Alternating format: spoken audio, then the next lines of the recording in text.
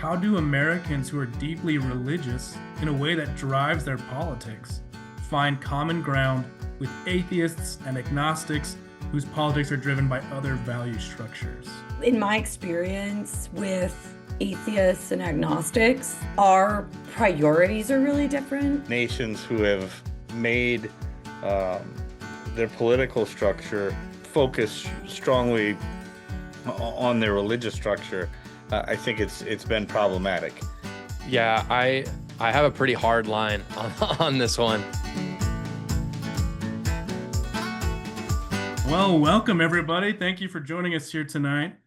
We are doing something new with Living Room Conversations that has really excited me. We're doing this thing called Ask a Conservative. It's going to be part of our hopefully ongoing series of Ask a whatever to get more people connecting with more perspectives across the United States. My name is Stuart Fletcher. I am the Director of Communications here at Living Room Conversations, and I am coming to you from Provo, Utah, right at the foot of the Rocky Mountains. Just beautiful if you guys have never been. I've had the privilege of hosting dozens of online living room conversations over the years here with the organization. And maybe you guys have heard this complaint as well. The number one complaint I usually get is, where are the conservative voices on the calls? I've been asked that several times. We had a call just a couple months ago about gun control and gun responsibility, and it was great. It was lovely to hear from everybody, but by the end, one of the participants said, it seems like we all agree. So I don't know if this conversation is as productive as it can be. And that made me think about it, and I wanted to find more voices and more perspectives, especially in the conservative sector of the United States. So I'm very excited to bring you today 3 panelists from across the United States who each have their own unique perspectives and relationships with the conservative experience here in America. Before we begin, I just want to establish kind of the expectations for the night. We are going to be following basically the Living Room Conversations format. So those of you who are familiar, Living Room Conversations has an introductory round and then 3 conversation rounds. But it'll be a little different, obviously, with our panel format. But to begin, I want to make sure that we establish the Living Room Conversation conversational agreements. These are 6 agreements that were identified by dialogue experts to address specific pain points that people run into when they have really any kind of conversation, but especially political, hard-hitting, hot-button conversations. So these are, I'm going to read them out here. Be curious and listen to understand. Show respect and suspend judgment. Note any common ground as well as any differences. Be authentic and welcome that from others. Be purposeful and to the point. Own and guide the conversation. So if at any point today, one of the panelists or I feel like one of us is breaking any of these agreements, we can just throw up a little T sign, do a little timeout, and we can talk about what we felt went wrong, and then we can reestablish. That being said, we almost never have any problems, so I'm not worried about it. All right, well, to introduce our first panelist today is Wilk Wilkinson. Welcome. Wilk is a devoted husband, a loving father, a steadfast Christian conservative, and the host of the Derate The Hate podcast. He's the Director of Media Systems and Operations at Braver Angels and a member of the Board of Advisors at the Prohuman Foundation. Our next panelist today is Julie Mastrine. She is the Director of Marketing and Media Ratings at AllSides and the creator of the AllSides Media Bias Chart, which has appeared in various publications, including Oxford University Press. She consults journalists and top editors across the U.S. and internationally on avoiding bias in news writing and trains and oversees a team of bias analysts, maintaining over 2,400 ratings. And last but definitely not least is Josh Carr. Josh is a political commentator, author, and conservative columnist. He is the author of A New Cult, The Progressive Takeover of the West.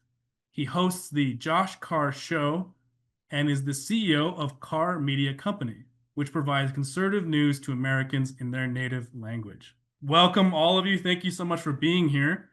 just so that anybody who's listening, they can attach a voice to a name. We're going to go around and can I have each of you say your name, where you're from, and what drew you to this event tonight? We'll start with Wilk. Well, thank you very much, Stuart. I appreciate it. When you asked me to join this event tonight, I jumped at the chance because, uh, like the work that I do with Braver Angels and so much of the work that I do with my podcast, you hit on it earlier, and that there's not enough conservative voices in this space, and when we have an opportunity um, to highlight, what we do, why we do it. It's just a good thing, and to get to do that in unfamiliar spaces, it's even a greater treat. So thank you so much for having me. Perfect. Thank you for being here. We will jump to Julie next. So yeah, my name's Julie. I am from Western Pennsylvania, deep red Rust Belt. I live there now, but I have lived in various places around the country, including deep blue San Francisco, New York, and DC. So I've seen a lot of the country. And yeah, working for AllSides, I'm just like very interested in different perspectives, how that manifests in media, why people think the way they think, and what is informing that. So I think this is a really cool event format, and I'm happy to be invited. We're happy to have you here. Thank you for joining. And then Josh. Hey guys, it's good to be with you. I'm excited to be here. I'm Josh. I'm from Provo, Utah. I live in Orem right now. And I got drawn here because Stuart and I served missions together for the Church of Jesus Christ of Latter-day Saints. And on my show, I spend most of my time talking about left-wing politics, trying to be a watchdog for that. But I also talk a lot about the far right as well. And in everything I talk about, I care most about persuasion. I think early on, maybe I talked a little bit more in harsher terms towards sides I don't agree with, but over time I've tried to moderate more and speak with the intent of building bridges. So I'm excited to do that tonight. Perfect. Thank you guys all for joining us. One thing that Josh will be embarrassed that I mentioned is that he's got the best singing voice I've ever heard. So maybe at one point tonight we'll convince him to sing an answer, but I doubt it. But today, for round one, we're going to give each of the panelists 1 to 2 minutes to answer one of the following questions. What are your hopes and concerns for your family and/or community? What would your best friends say about who you are? What sense of purpose, mission, or duty guides you in your life? So you can have, like I said, 1 to 2 minutes to answer whichever one jumps out most to you, your hopes and concerns, what your best friend would say, or your sense of purpose. I'll just kind of model it really quick for you guys. I'm going to time myself just because I like to keep myself honest. And when you come up to that kind of the last 10 seconds in your 2 minutes, I'm going to do a little bit of a wrap up symbol just so that everyone gets an opportunity to share equally today. So I'm going to answer what sense of purpose or mission guides me. For me, I'm the middle child of a very big family. And that means that I have constantly been, if any of you know as middle children, building bridges my whole life, it feels like. And I remember saying to my siblings, because as an older sibling at one point, you feel like you're the boss for some reason. And my little siblings were fighting, and I remember pulling them apart, and one was yelling at me, and the other one was yelling at me, and they were both telling me why the other one was wrong. And I was like, well, you guys wouldn't be fighting if one of you just refused to fight. And they didn't like that. They were like, well, he started it, whatever. And I realized growing up that conflict does come from both sides, and that the real power in life is finding a way to build in the middle, which is the most difficult, but the most rewarding. All right, well, Wilk, we'll jump to you, and then we'll follow that same kind of rotation today. Wilk, Julie, and then Josh. Yeah, thank you, Stuart. So, I will say that I mean, probably not supposed to, but we can combine two and say that my job as a as the husband and father in my family is my purpose. I mean, that guides just about everything that I do. So when I think about the world that we live in today and the world that I'm going to leave to my children, my purpose, my mission is all about trying to leave them a better world than they came into.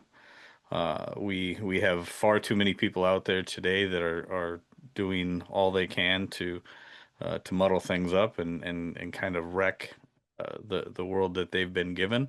And there's not enough of us out there doing the work of trying to fix that and counter that.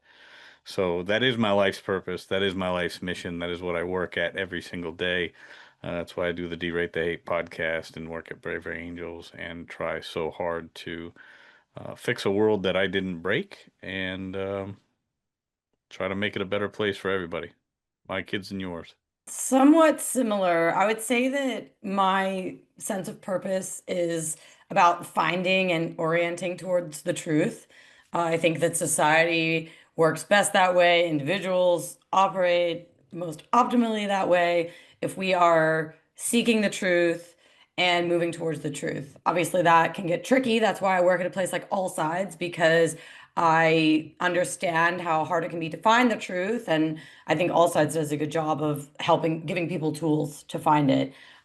So I've always been really interested in media, and I see how media can distort what people think and manipulate them and guide them away from the truth. So related to that, though, this also kind of like dovetails with my spiritual beliefs. So I'm an Orthodox Christian, so I believe that like the purpose of human life is to we call it theosis, so to become more like God. You don't become God, but you participate with God and grow in virtue and holiness. So I see those things as interconnected. So it's not only about like what I believe about society and my purpose and mission on this earthly realm, but I think it also ties to like a spiritual belief. Yeah, I wanted to talk about the hopes and concerns that I have for the future. I'm only 24, but I am married and I have a daughter. She's 7 months old now. And so a few months after she was born, I was diagnosed with type 1 diabetes. And the combination of having a child and being diagnosed with that made me, even though I'm very young, and this is typical of youth, to become suddenly aware of my mortality in a way that I wasn't before. And what I've thought about is what kind of world are we going to leave our children?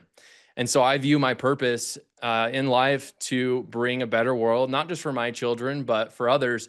And I think the best way to do that, and this is something that I think liberals and conservatives can really build commonality on, less so in my opinion with progressives, but maybe we'll get into that distinction later, is the rights that we have in our country and what makes America America. And, you know, some of my concerns are that as we move forward, and what we've seen over the last few years is we're becoming less and less of what makes America so great. And we're becoming more and more of other areas of the world that I would rather my children not be associated with or have to, I wouldn't want my daughter to have those values in her life. So that's my biggest concern, but I'm optimistic, and my hope is that we'll be able to maintain the virtues and the rights that make America so great. Thank you all for sharing. And all of you touched on what is our Living Room Conversations mission statement and slogan, which is building a better world, one conversation at a time. That's where our space is, but everybody, I think, is driven by that same desire to want to make the world better. In round two, this will be kind of the bulk of our conversation today. Each of the panelists will be given 1 to 2 minutes to answer one of these questions that will be presented. And these questions come from both submitted from our audience and our community through Facebook and Instagram and our newsletter, and also some will be pulled from our guides that will kind of help our audience today better understand the conservative experience. One thing before we start that I feel like I have to note is that because none of our panelists today are lawmakers, none of them are party leaders, they can't speak to the conservative movement as a whole, they can't speak to the Republican Party specifically. All any of us can really do is speak about our own personal lived experience, and that's what we focus on at Living Room Conversations. But here's our first question. This was submitted from our Instagram. It says, you identify as conservatives. How do you compare traditional conservatism with the current Republican Party? Where do you see them align, and where have they parted ways? I want to start with Wilk, and then we'll go to Julie and Josh, and then we'll change that order as we go through the questions. Yeah, well, I mean, I think it's a great question, and a lot of people are trying to answer that same question right now. Is what are the big differences between the Republican Party now and what what the conservative movement was built to be. Um, in my way of thinking, the conservative movement was, or just conservatism in general, was about personal accountability, small government, individual liberty, things like that. When we start using the power of the government to do more of the bidding for the government than the individual, I think it gets, I think it starts to become something other than conservatism. Um, I would say that the there are still a lot of strong similarities in the Republican, say, whether you want to call it the MAGA movement or whatever, in terms of nationalism, patriotism, Judeo-Christian values, things like that. But I think that when you start to uh, when you start to believe that government is the answer to the problems as opposed to government being the problem, you start stepping out of the realm of true conservatism. And I think we're seeing more and more of that today than I would like to see as a conservative. So um, I would like to see more government putting itself in check, as conservatism was always meant to do. And I just don't see that happening the way that I would like to see it today. Mhm. Thank you. I think there's a lot of great thoughts in there that I'm excited to explore more as we go through. Julie, what is your answer here? Yeah, I mean, I think that when I speak to traditional conservatism, let's say like the last 60 years, not like going back farther and farther in time, but I think traditional conservatism was more about like a free market, globalist economic policy. And I think pro-war, like military strength through interventionist policies. We're now seeing a more protectionist, like pro-worker GOP that's trying to kind of, pull the levers of the economy to protect Native Americans, small n, Native. But I wouldn't say that the GOP that's currently in power is anti-war, which I think is leading to a big fraction in the conservative tent. I think that that's led to a lot of upset in the last 10 months, so 11 months now. So, and yeah, I think we are seeing, I do think Wilk is right. We're seeing conservatives become a bit more comfortable using like government force to, achieve what they want to see in the world. But that's largely a reaction to having seen the left do it in a lot of ways over the last like 15, 20 years. So I think that's kind of where that's coming from. So that's how I would distinguish it. It does feel like this sort of like neoconservative flavor of the movement is dying. And I'm hearing a lot more conservatives upset about interventionist foreign policy, funding foreign wars and that kind of thing, where I feel like in the past, like traditionally, that was seen as strength. So that's how I would sum it up. Perfect. Thank you so much. Josh? Yeah, I agree actually big time with both of what Wilk and Julie said. I view the Republican Party more as a populist party, frankly, than a conservative one. And I would prefer it to be more conservative. I think, and it seems, Julie and Wilk, I don't want to put words in your mouth, but it seems like we're probably all equal in this, that we would identify more as conservatives much before we would identify as a Republican, at least politically speaking. At least that's how I feel. And I think that's how a lot of people who truly are conservative feel. I guess my feeling is when it comes to political parties, these are just mechanisms to get policy passed. And so when I look at the Republican Party versus the Democrat Party, if a conservative policy is going to be coming from one of them, it will never be coming from the Democrat Party. Sometimes it will be coming from the Republican Party, probably not as often as we would want it to be, but it will never come from the Democrat Party. So that's, I think the party that conservatives will stick with for a long time. One, I think, example of what Julie's saying and what Wilk is saying that conservatives are more upset with, and where it does kind of diverge from it, is just this week when we saw the government shutdown and it's coming to a close, there were a lot of calls to nuke the filibuster. And the filibuster is not part of the Constitution, but it is tradition. And at its core, it is trying to put a stopgap against a tyranny of a small majority, essentially. And so for a conservative, I would say most of us were saying, please don't get rid of the filibuster, because we need government to move as slowly as possible. Otherwise, it will just encroach on everything. And I think what you're seeing in the Republican Party is maybe 50-50. I mean, I don't know if those are the exact proportions, but some people are saying nuke it, some are not. I think that's a clear showing that the Republican Party is not all conservative. So maybe this is a question to all the panelists, so feel free to jump in where you want, but where do you see the division between what is defined as conservative and what is like Republican, capital R? Oh boy.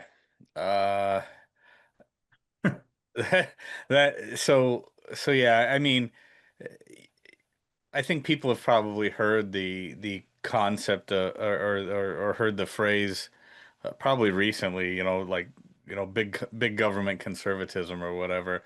I think a lot of Republicans, kind of to Josh's point, are probably not as worried about big government as standard conservatives are. I think I think there are Republicans that you know consider themselves Republican, but are nearly as comfortable with uh, government being the answer to a lot of problems. I go back to Ronald Reagan saying government is not the solution to the problem. Government is the problem, and I think conservatives kind of stick with that, right? We want small government in as many ways as possible. The idea of true Republican, states' rights, individual rights. We talk about the tyranny of the minority. The government's duty is to prevent or to protect the individual from undue force and fraud, not be all things to all people. And I think there starts to get a separation there when people are fine with big government doing big things, but they still call themselves a Republican. But I don't think that they could call themselves a conservative. Yeah, Okay. I'm really seeing like actually like disillusionment with the Republican establishment. And when I say that, I mean the people that are currently in power. They were the anti-establishment, I think, and kind of ran against that, like what the establishment was. Trump was kind of a brick in the wall, or a brick in the establishment, right? Now I'm seeing a lot of people who would say that they're conservative being like, I'm not really a Republican, because they're upset about some of the ways that he's handled things in the last 11 months.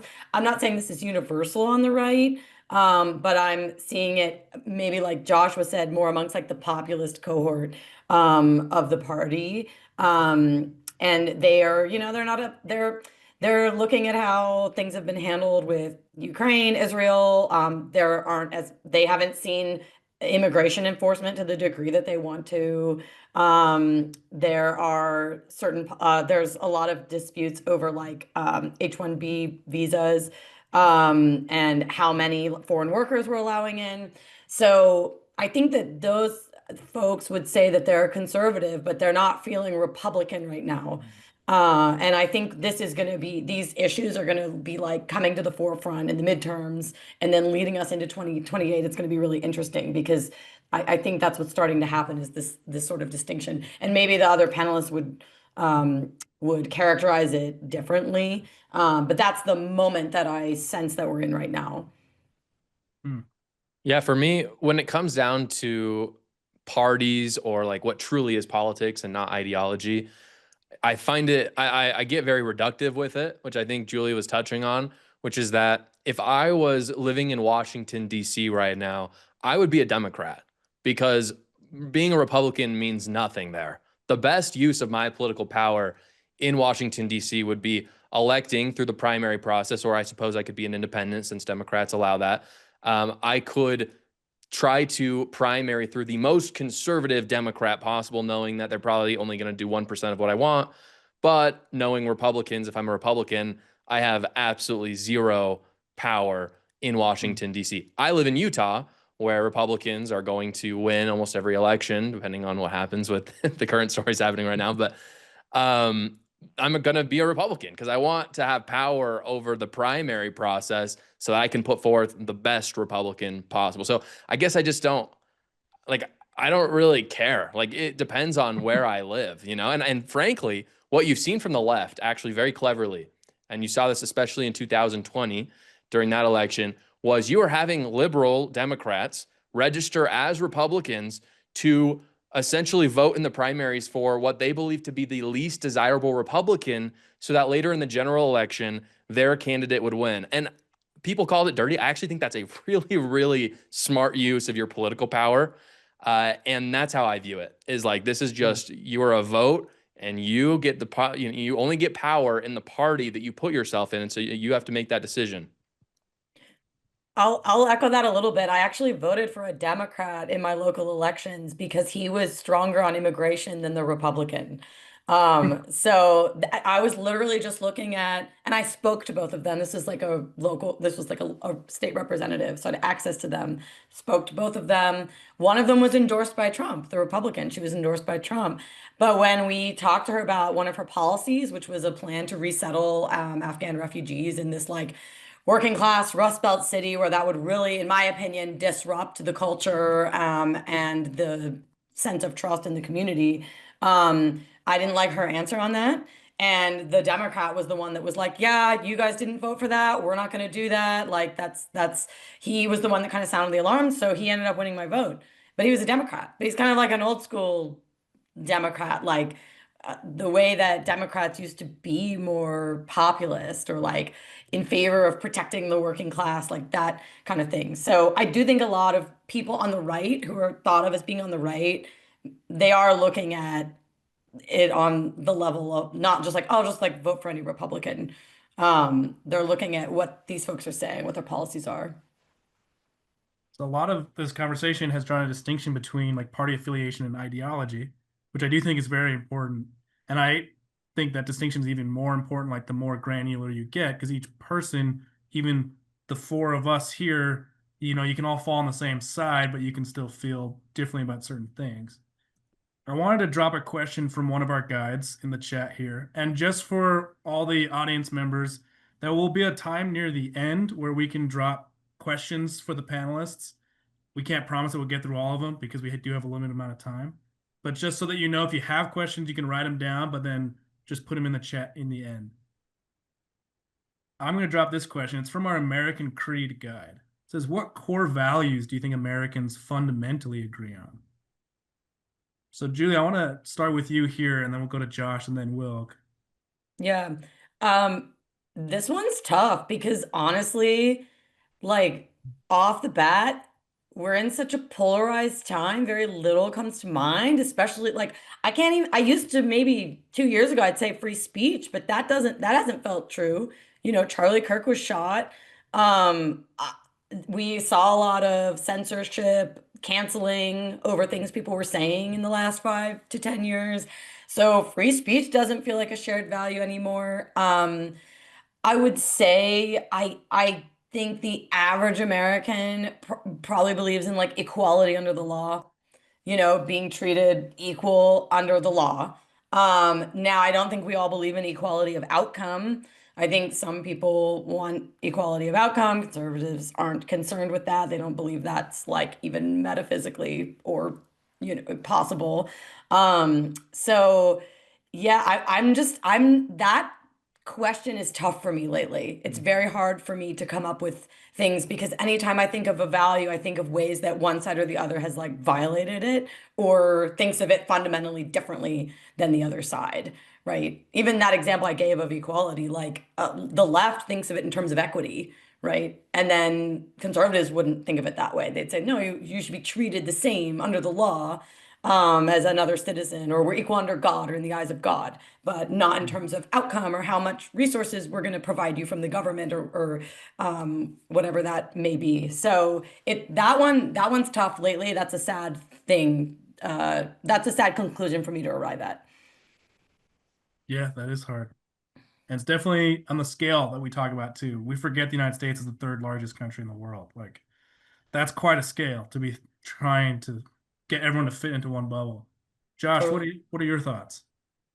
Yeah, it kind of goes back to my introduction of how that's really important to me, and it's one of my biggest concerns. I agree with Julie. I actually don't think there's a single value that Americans agree on. If I really think about it, we do not agree on the value of life, and that is really hard.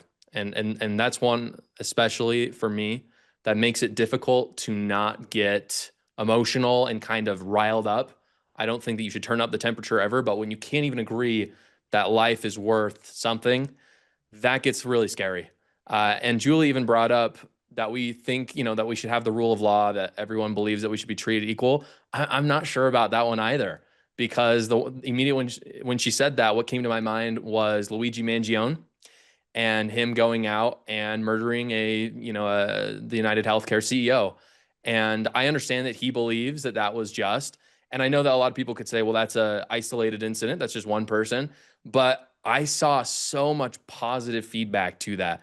And I've seen so many people talking about how that was a really good thing that he did because, and in their head, kind of coming up with this thing of, oh, well, that United Healthcare CEO has killed so many people and his policies or whatever, not realizing that we have to at least agree that if people have done horrible things, that they have to go through the process of justice.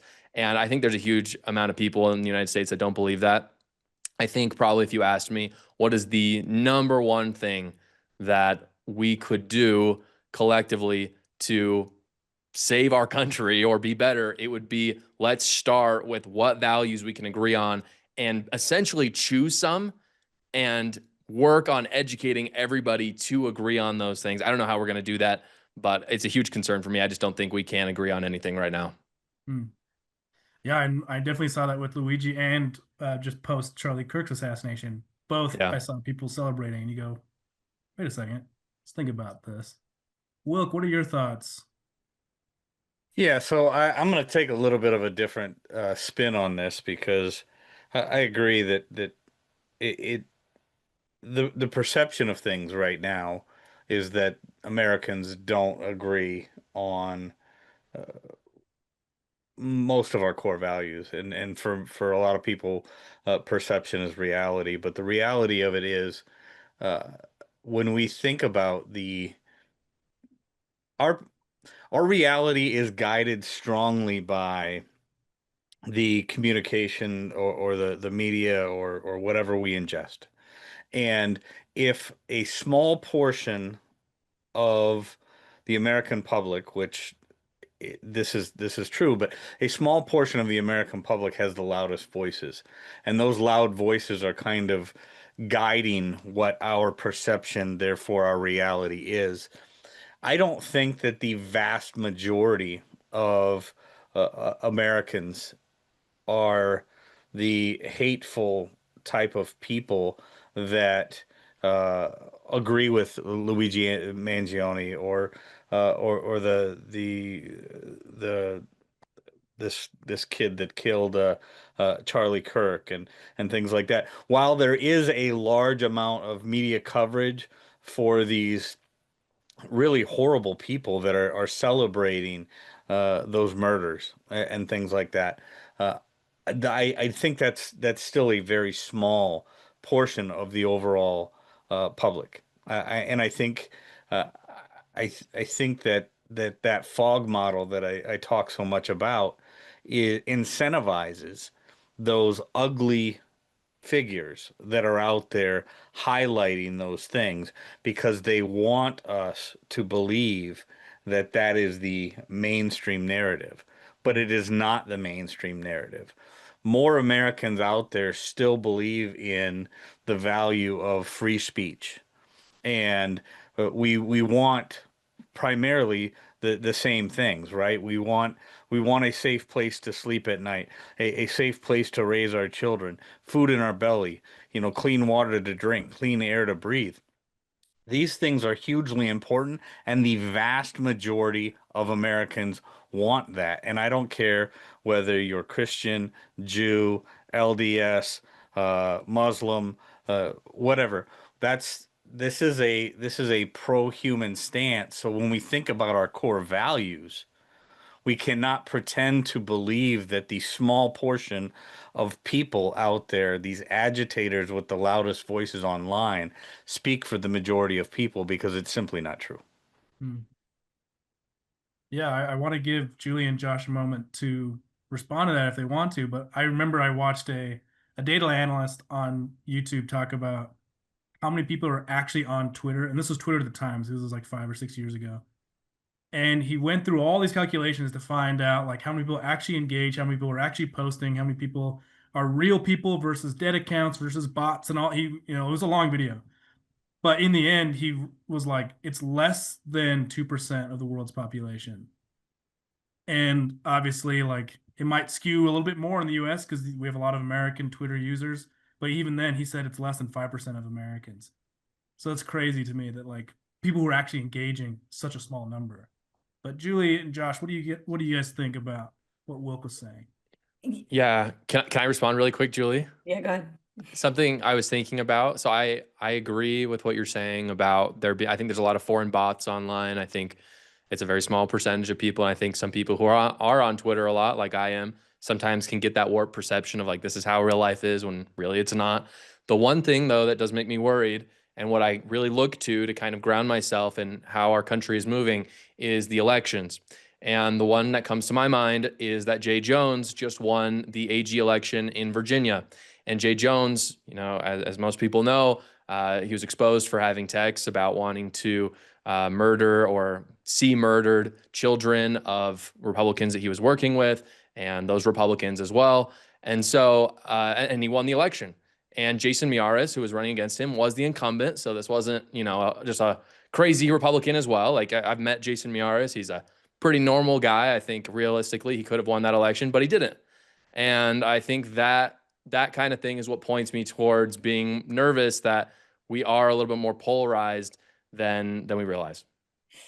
Yeah, that is a good point. And like as you're talking, I can think of all kinds of examples that make like I want to believe peace and safety are common values, but like I living through the summer of 2020 and seeing all the riots in American cities and then watching the media run cover for them and like, oh, all of a sudden it's fine to be in large gatherings if you're like fighting for social justice, right? Or whatever. Like just I was monitoring the media so closely during that time, and just the way things were like spun to be like sympathetic to a lot of the destruction that was going on. There was like the classic meme that was the CNN Chiron that said like fiery but peaceful protests, and Mostly everything's peaceful. like, yeah, and everything's fiery but peaceful. That's what it said, and everything was on fire behind him. So I don't know. Like I wanna believe that, and I understand, and I agree that the media and social media can like elevate and can magnify extremism. But I don't know. It's just it's hard to quantify this, right? And then what people say is different than what they do. I'm sure that the media outlets that were covering the riots in a way that I felt was slanted and unfair, but they think that they believe in peace and safety, right? Like, but they might, so I mean, it's complicated. I hear what you're saying, but I just keep thinking of examples where I don't even know if I believe people really value that right now. I think they often think that their political ends or the society they want to create, the utopia they want to live in, that getting there might require these violent means. That it feels like that's the moment we're in. So I don't know. I think that kind of can curtail into one of our submitted questions today, which is many people today feel politically homeless and unheard. There are these people that don't fall into any of these extremes. In your view, what can conservatives and progressives both do to restore a sense of belonging and trust across our communities? Because if we all recognize that maybe it's lacking, what can we actually do?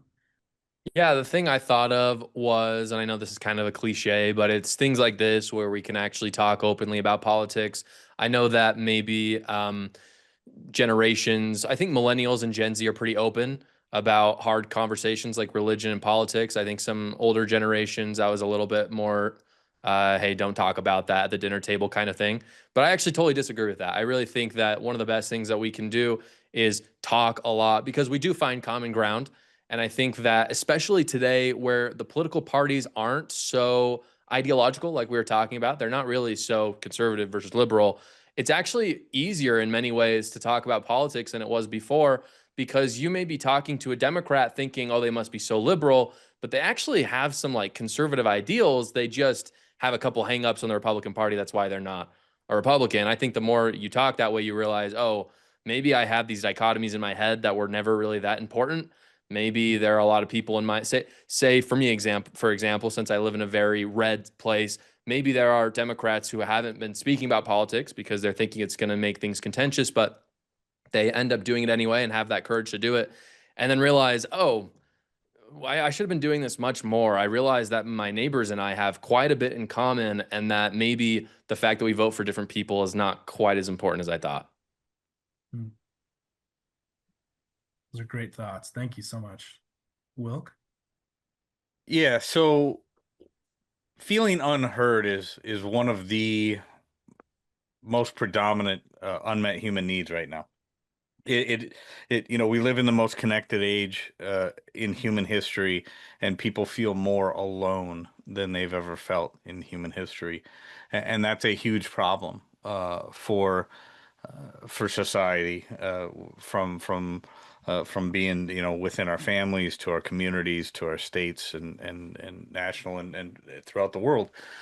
But so we have to have the conversation, you know, and to Josh's point, the idea that there are parts of this country where people don't speak up because they feel that everybody around them, it may either dislike what they have to say or not listen to what they have to say, or anything else. Um, they silo themselves. And when we start thinking about the siloing and the othering that come along with the siloing, and you know, people who know who Monica Guzman is, from Braver Angels, you know, has talked at length about the idea that those who are underrepresented in our lives will be overrepresented in our minds and our imaginations.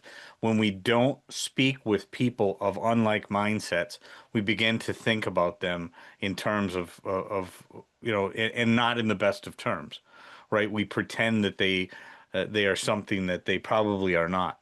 But when we actually have those conversations, when we reach out and actually reach across the aisle and start to have conversations, even if we don't, even if we go in with the preconceived notion that we will have nothing in common, chances are we will have a lot more of in common. We will have a lot more points of agreement than we could have possibly imagined.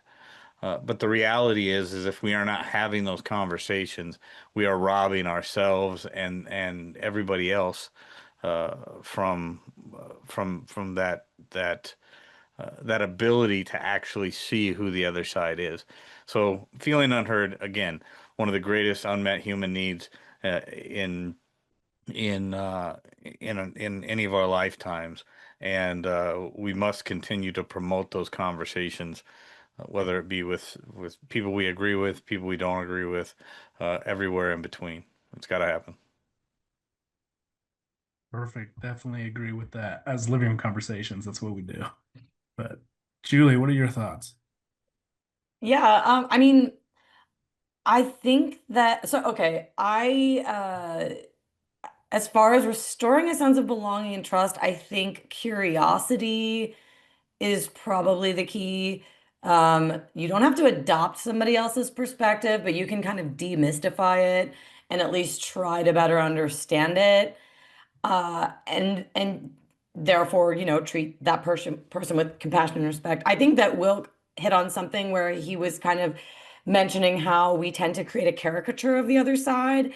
I actually used to be on the left. I was like pretty far left in college, and I just thought that people on the right were heartless bigots. Like I didn't actually know where they were coming from. I didn't understand why they thought what they thought. There was like no way in my mind that they could have like rational arguments or that their beliefs could be coming from any sort of like good values, right? I just thought they were like evil. So I had a long journey over to the other side, and a lot of that was through listening to being like genuinely open to people I disagreed with. Um, and and just like it killed some of those caricatures. But then as far as like trust in our communities, right? If you want to get like more granular about it, I have one of my best friends is my neighbor. I live in a pretty red area. She's very left wing. But she's genuinely one of the people I hang out with the most often, and we have very different political views and actually spiritual views. But the thing I notice about her that she's such a good model of being a good neighbor is that she is genuinely tolerant. Like when you express a view that she might disagree with, she genuinely hears you and she doesn't jump to trying to refute you, and she's always looking for points of connection. So she's very effective in different populations. Like she can be living amongst conservatives and connect with them and be a good neighbor. And then also, I'm sure she gets along fine in a group of liberals who agree with her views. So she's kind of mastered that as an art. And I think she's a pretty good model for like how you can still be friends with someone who thinks differently than you. I actually think all of this starts with friendship too. Like just being someone's friend is how you're going to maybe influence them, maybe not. Maybe they don't ever change their views, but maybe they do. Like, because again, I used to think that conservatives were terrible people. And then, like, some of my friends were expressing right-wing views. And I was like, well, but I like that person. So maybe it's not so bad. Like, maybe I should look into this, right? So, just first and foremost, being people's friend, I think that helps.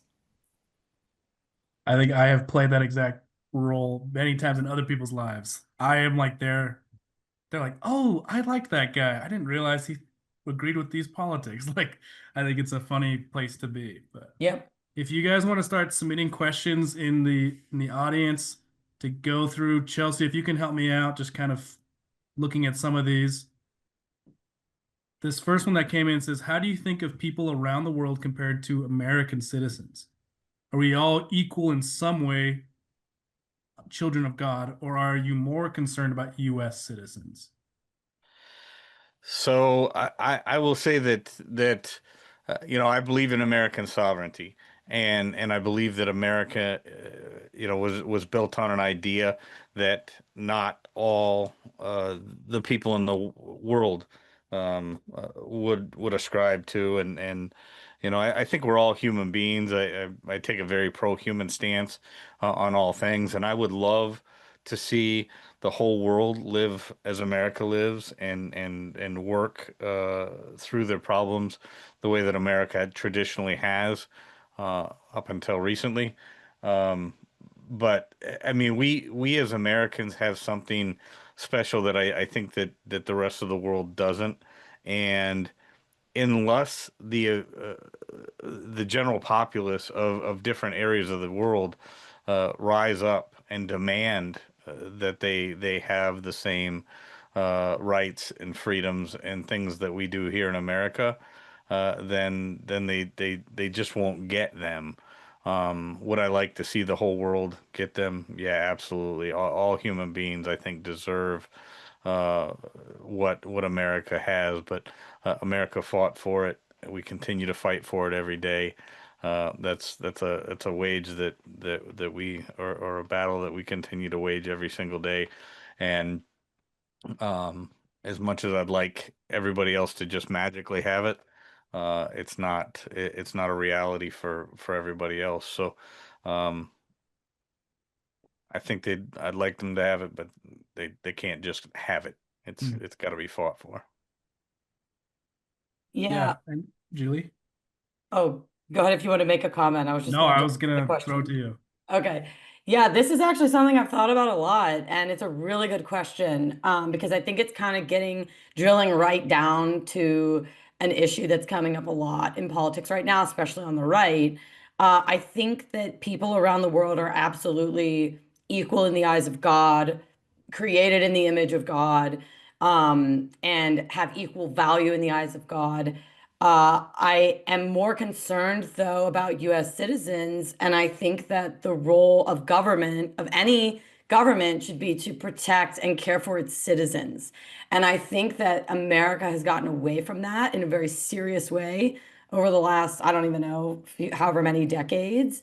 And it's causing sort of this populist uprising that we're seeing, where Americans are tired of feeling like they're being put last in favor of, funding foreign wars, or catering to immigration, that sort of thing.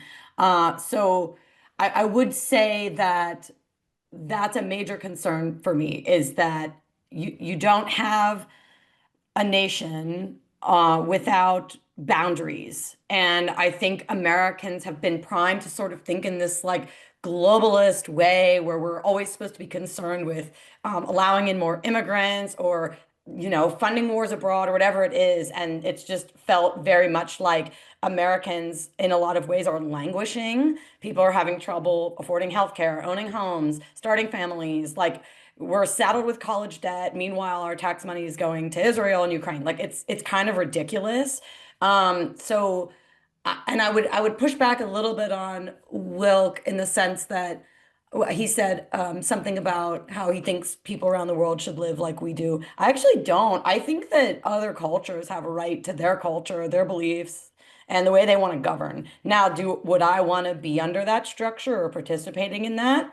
Probably not in a lot of cases. So I guess I do have a belief that there is something like special about America and about Americans. But if we don't protect it, it will morph into something fundamentally different. And that's part of why I became conservative, because I realized that, you need to put the boundaries around what it is and then protect it. And you can't constantly be concerned about funding other countries, letting the whole world in. It'll become a fundamentally different place.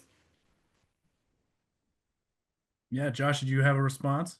Yeah, this is a really good question. I'll echo what other people said. I think it, just like Julie said, it gets to the heart of like many, many policy positions, not just one that we're going through right now in the United States. What I think about that hasn't been added yet is the difference to me in how your morality impacts politics in your own life versus the government. And so for me, for instance, I get like 99% of my politics from Christianity because I'm a Christian. And when I think of Jesus and his ministry, he had a lot of opportunities to speak to some pretty high up government officials, and he doesn't do it. In fact, he literally does not say a single word to Herod when he's brought before him. And the reason why is because his whole purpose was to teach people how to live good, virtuous lives and to return to the Father. And the role of government is completely different from that.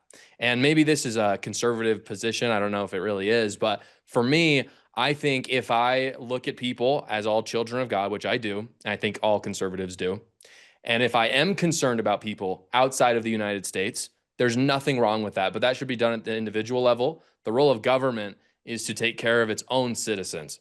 So I think simultaneously I can promote the government and say, look, I'm voting for America First patriots who are going to take care of Americans. At the same time, in the summer, I'm going to go to Mexico and build a school because I care about my Mexican brothers and sisters. Both of those things can happen at once. I think well-meaning liberals are trying to bleed those into government. I really think that actually does a disservice to their love for the rest of the nation, because to the rest of the world, excuse me, and to the nation, because as Julie pointed out, sometimes in our own hubris, we think that what's best for what we're doing here is what's best for the rest of the world. And I don't think that's true. I think that there are a lot of cultures that would be actually much better off if we just let them be them. And I think that's a great transition into another question from the chat, which says, how do Americans who are deeply religious in a way that drives their politics find common ground with atheists and agnostics whose politics are driven by other value structures?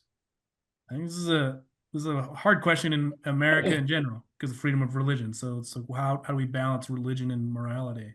Wilk, it seemed like you had an answer, but Yeah, I mean, I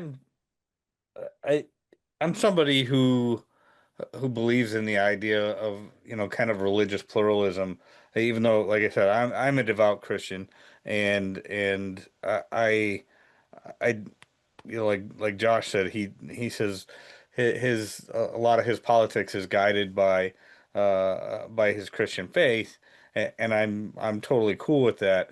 But I think that when we start to if it comes to a point where we alienate other people in their religion because of our politics being guided by our religious faith, I think we have to worry about that. But what I would say to that is if we work from a political structure with a pro-human mindset, as opposed to whether it be like a Judeo-Christian mindset or any time in history that we look at nations who have uh, allowed their faith or made their political structure uh, focus strongly on their religious structure, I think it's been problematic. But we as a nation have decided we're going to be culturally pluralist, religious pluralism, things like that. So I think it's important that we acknowledge that, and if we can at least work from a pro-human footing and allow people to worship as they worship, we can continue on in this great experiment. If we uh, start to force one religion or another, I think we end up suffering the same fate as other nations that have done that. So that would be my thought on that. Okay. Yeah, I think this one's tough because in my experience with atheists and agnostics, like our priorities are really different. Like as a Christian, I would say that something like family formation is like high up on my values list, right? I've found that sometimes that's important for atheists and agnostics, but sometimes it's not. Sometimes like I've known atheists and agnostics who just we really fundamentally like disagree on the aim of life. And so government policy is structured around like a hierarchy of values, right? And it should be encouraging the things that, people deem good, and, making it easier for them to live good lives. So there's kind of inherently this question of like what's good when you think about a religious framework versus an atheist or agnostic framework. I was an agnostic for a blip, but as soon as I started to think about what I believe is good and what I believe is bad, I kind of had to adopt a framework of like objective morality. So I mean, as far as finding common ground, I would say like any any way that you would find common ground one-on-one with somebody, which is just like asking questions, being curious, trying to understand their point of view. But like from a legislative standpoint, that one's going to be tough because I think atheists and agnostics would almost prefer more of like a libertarian framework, right? Where it's just like you do you, and like any sort of moral structure is not going to be embedded in the government or in the policy prescriptions of government. It's going to be this very like free society. Whereas I think that Christians think of freedom in another way, where they think that we're most free whenever we are like oriented towards certain values and that some constraints on behavior are good, right? Most Christians are not like social liberals, right? So they wouldn't want to encourage like pure hedonism or like even a more like secular view of the social order, right? So that's going to interplay with government and policy. So that one's tough as far Yeah. as legislating. I think that a society legislated by atheists and agnostics would look very different than one where you have Christians voting on policy and setting policy. Hmm. Yeah, I have a pretty hard line on, on this one. I think that so Andrew Breitbart said famously that politics is downstream of culture. And I would add to that that culture is downstream of religion. And I think that anyone that's ever lived has some sort of belief framework and is religious to a certain degree, whether they know it or not. I do not think that you can find almost any common ground between atheists and agnostics and Christians or religious people in general, unless they're willing to admit that the whole societal morality that exists because of Christianity, for example. So I know that there's actually really famous conservatives who are atheists, but they say 100% the United States is a Christian nation. These ideas come from Christianity. I just don't believe Christianity is going to save me. That's a totally fine framework, but the important part is that they're saying this nation is Christian, because then there's an existing morality framework that everyone can agree on. Julie said it well, you just can't craft legislation when you have completely different priorities and where you think you're going to end up in the afterlife, depending on what you did in this life. It doesn't make anyone necessarily a bad person. I just think that's kind of the logic of it. Maybe if you're talking about really mundane things like most scriptures don't even talk about, like, say, like some economic policy, or like it's hard to think of maybe some like foreign policy. But when you get into the social politics, which is, I think, really important right now in our country, you're not going to find any common ground if the religious framework isn't there. Those are some great thoughts, and I hesitate to move on because I really want to get more into this, but we don't have too much time left. I would love to answer one more question. For everybody in the chat who's been dropping questions, I've been copying them and I've been saving them because I do think we can have another one of these where we can have a panelist discussion with conservative voices, maybe even the same conservative voices. But there was a question dropped that I think can lead us into a nice conclusion here. And it's similar to one that was submitted online. And so I'm going to kind of pair them together. The question was specifically to Julie, which was in response to your story about your friend, which said, what lesson can be learned from your friendship with your neighbor? And how can that help more conservatives to come into conversation with others? And that's similar to a question that was submitted, which was, when have you felt like you have learned something or changed your opinion on something because of a liberal friend in your life? So I'm going to give you guys a second just to think, like, what lessons have you learned from friendships in your life from different political affiliations?